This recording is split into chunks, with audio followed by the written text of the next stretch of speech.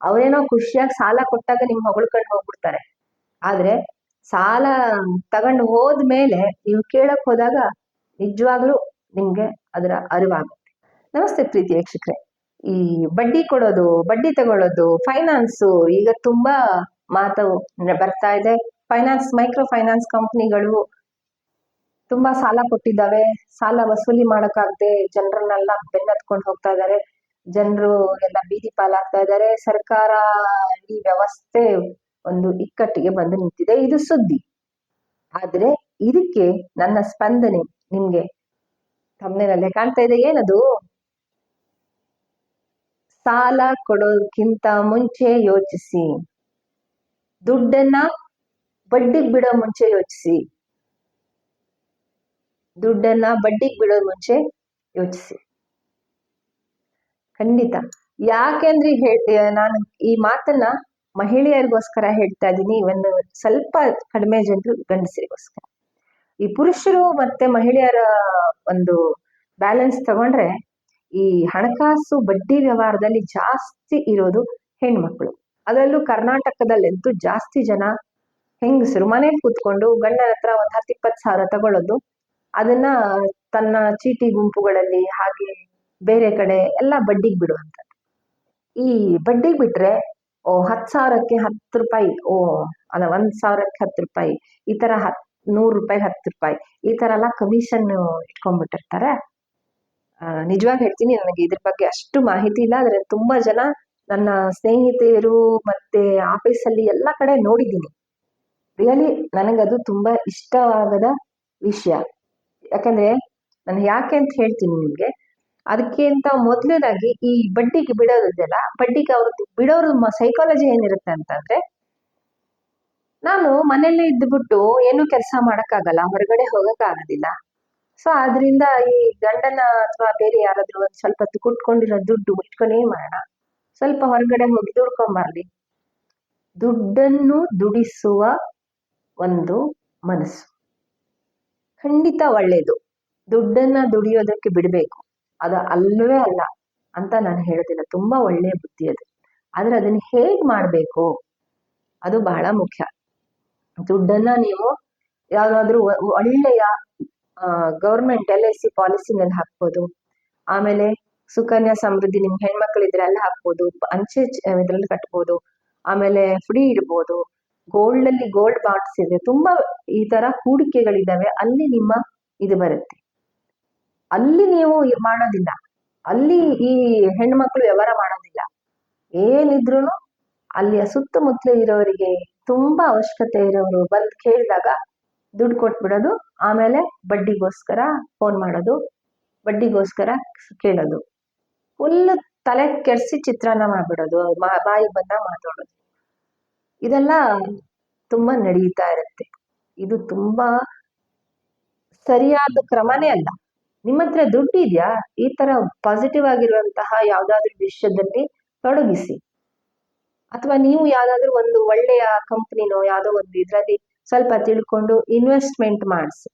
ನಿಮ್ಗೆ ಗೊತ್ತಿರುತ್ತೆ, ನಿಮ್ಮ ಗಂಡನೋ ಅಥವಾ ನಿಮ್ಮ ಸಹೋದರ ಸಹೋದರಿ ಯಾರೆಲ್ಲ ಒಳ್ಳೆಯ ಒಬ್ಬ ಓದಿದವರಿದ್ದಾರೆ, ಅವ್ರಿಗೆ ಒಂದು ಸ್ವಲ್ಪ ಮಾಹಿತಿ ಇದೆ ಅಂತ ಅವರ ಸಹಾಯ ತೆಗೆದುಕೊಂಡು ಅಲ್ಲಿ ಈ ಬಡ್ಡಿ ಬಿಡುವ ದುಡ್ಡನ್ನ ವಿನಿಯೋಗಿಸಿ. ಅದರಿಂದ ನಿಮ್ಗೆ ಗ್ಯಾರಂಟಿ ಇನ್ಕಮ್ ಕೊಡುತ್ತೆ. ಮತ್ತೆ ಇನ್ನೊಂದು, ಯಾವ್ದೋ ಬಡ ಹೆಂಗಸು ಅಥವಾ ಬಡ ಮನೆತನದವರು ನಿಮ್ಗೆ ಹಗಲೆಲ್ಲ ಶಾಪ ಹಾಕೋದು ತಪ್ಪುತ್ತೆ. ಅವರೇನೋ ಖುಷಿಯಾಗಿ ಸಾಲ ಕೊಟ್ಟಾಗ ನಿಮ್ ಹೊಗಳ್ಕೊಂಡು ಹೋಗ್ಬಿಡ್ತಾರೆ. ಆದ್ರೆ ಸಾಲ ತಗೊಂಡು ಹೋದ್ಮೇಲೆ ನೀವು ಕೇಳಕ್ ಹೋದಾಗ ನಿಜವಾಗ್ಲೂ ನಿಮ್ಗೆ ಅದರ ಅರಿವಾಗುತ್ತೆ. ಅವರು ಎಷ್ಟು ಬೈಕೋತಾರೆ ಮನೆಯಲ್ಲಿ ನಿಮ್ಮನ್ನ. ನೀವು ನಿಮ್ಮದು ಒಂದು 10 ರೂಪಾಯಿನ ಆಸೆಗೆ ಆ 1,000 ರೂಪಾಯಿಯ ಎಷ್ಟು ಪಾಪ ಕಟ್ಕೋತಾ ಇದ್ದೀರಾ ಅಂತ. ಆದ್ರಿಂದ ಯಾವತ್ತೂ ಈ ಫೈನಾನ್ಸ್ ವ್ಯವಹಾರ ಅನ್ಕೊಂಡು ನಿಮ್ಮ ದುಡ್ಡನ್ನ ಬಡ್ಡಿಗೆ ಬಿಡುವ ಕೆಲಸವನ್ನ ಮಾಡಬೇಡಿ. ಆಮೇಲೆ ಇಲ್ಲಿಗಲ್ ಆದಂತಹ ಚೀಟಿ ವ್ಯವಹಾರಗಳು, ಅಲ್ಲಿ ಇಲ್ಲಿ ಹಣವನ್ನ ತೊಡಗಿಸ್ಬೇಡಿ. ಸರಿಯಾಗಿ ಕಾನೂನುಬದ್ಧವಾದಂತಹ ಸಂಸ್ಥೆಗಳಲ್ಲಿ ಸರಿಯಾದ ರೀತಿ ಒಳ್ಳೆಯ ಏಜೆಂಟ್ಗಳು, ಒಳ್ಳೆಯ ತಿಳುವಳಿಕೆ ಉಳ್ಳವರನ್ನ ಕಂಡು ಅವರ ಮಾಹಿತಿಯನ್ನ, ಅವರ ಸಲಹೆಯನ್ನ ಪಡೆದು ವಿನಿಯೋಗಿಸಿ. ಇಲ್ಲೋದ್ರೆ ನಿಮ್ಮ ಈ ಹಣಕಾಸು ಇದೆಲ್ಲ ಏನ್ ಗೊತ್ತಾ, ಅಯ್ಯೋ ತುಂಬಾ ಗುಟ್ಟು, ಅವ್ರಿಗೆಲ್ಲ ಗೊತ್ತಾಗ್ಬಿಡುತ್ತೆ ಅಂತ ಹೇಳಿ ಗುಟ್ಟು ಗುಟ್ಟಲ್ಲೇ ಹೆಚ್ಚಾಗಿ ನಡೆದ್ಬಿಡುತ್ತೆ ಇಂತಹ ಈ ಇದು. ಆಮೇಲೆ ಓ ಹೇಳೋದಕ್ ಸಾಧ್ಯ ಇಲ್ಲ. ಅದಕ್ಕಿಂತ ಮೊದಲು ಫಸ್ಟ್ಗೆ ಹೇಳ್ಬೇಕಾಗಿತ್ತು ನನ್ನ ವಿಷಯನ.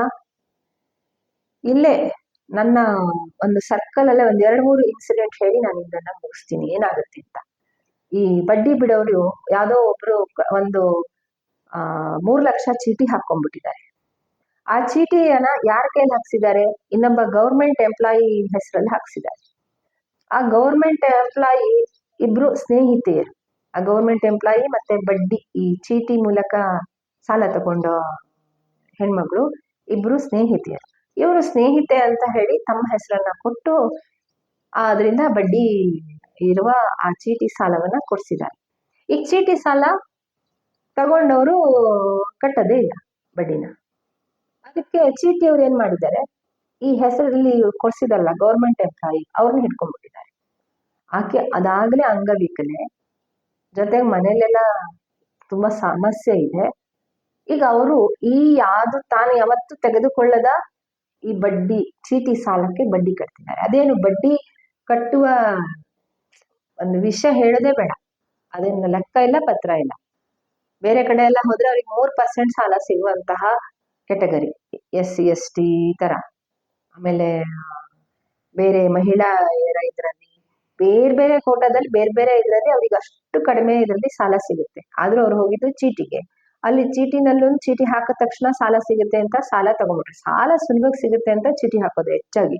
ಆದ್ರೆ ಅದು ಸಾಲ ತಗೊಂಡಾದ್ಮೇಲೆ ಅಲ್ಲಿದ್ದವ್ರನ್ನೆಲ್ಲ ಸೇರಿ ಇವ್ರ ಮೇಲೆ ಗುಮ್ಮಿಸ್ತಾ ಬಿಡ್ತಾರಲ್ಲ, ಬಾಯಿಗೆ ಬಂದಂಗ್ ಮಾತಾಡ್ತಾರೆ, ಮನೆ ಮುಂದೆ ಬಂದು ಗಲಾಟೆ ಮಾಡ್ತಾರೆ. ಗೊತ್ತಲ್ಲ ಹೆಣ್ಮಕ್ಳ ಮನಸ್ಥಿತಿ. ಸಾರಿ ದುಡ್ಡುಗೋಸ್ಕರ ಯಾವ ಲೆವೆಲಿಗೆ ಇಟ್ಬಿಡ್ತೀವಿ ಅಂತ ಅಂದ್ರೆ ಹೇಳಕ್ಕಾಗಲ್ಲ, ಆ ತರ ಮಾಡ್ತಾ ಇದ್ದಾರೆ.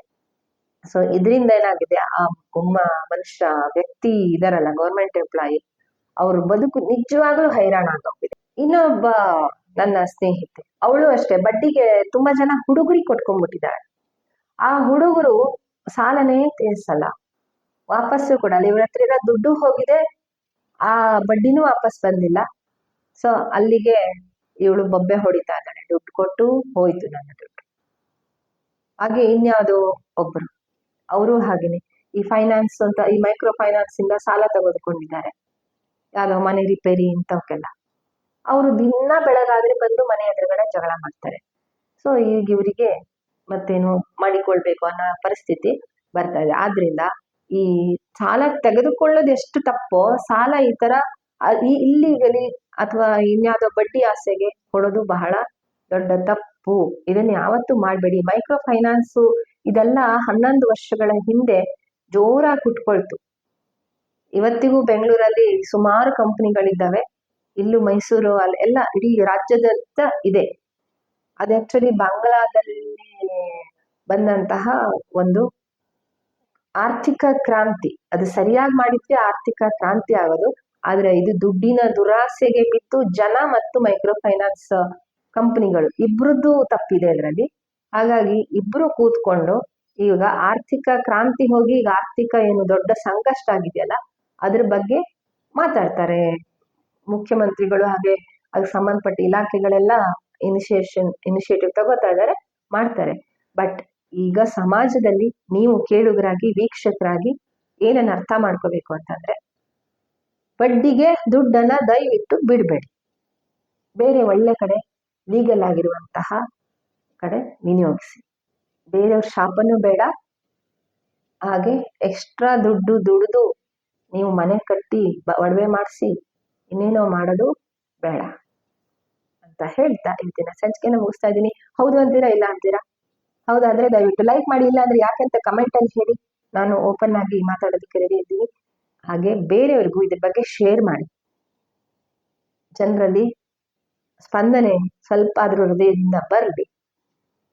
ಲೈಕ್ ಮಾಡಿ, ಶೇರ್ ಮಾಡಿ, ಸಬ್ಸ್ಕ್ರೈಬ್ ಮಾಡ್ಕೊಳ್ಳೋದಕ್ಕೆ ಮರಿಬೇಡಿ. ಈ ನನ್ನ ವಾಹಿನಿಯನ್ನ ಇಲ್ಲಿವರೆಗೆ ಸ್ಪಂದನೆಯನ್ನ ನೀಡಿದ್ದು ಶೀಲಾ ಭಟ್. ನಮಸ್ಕಾರ.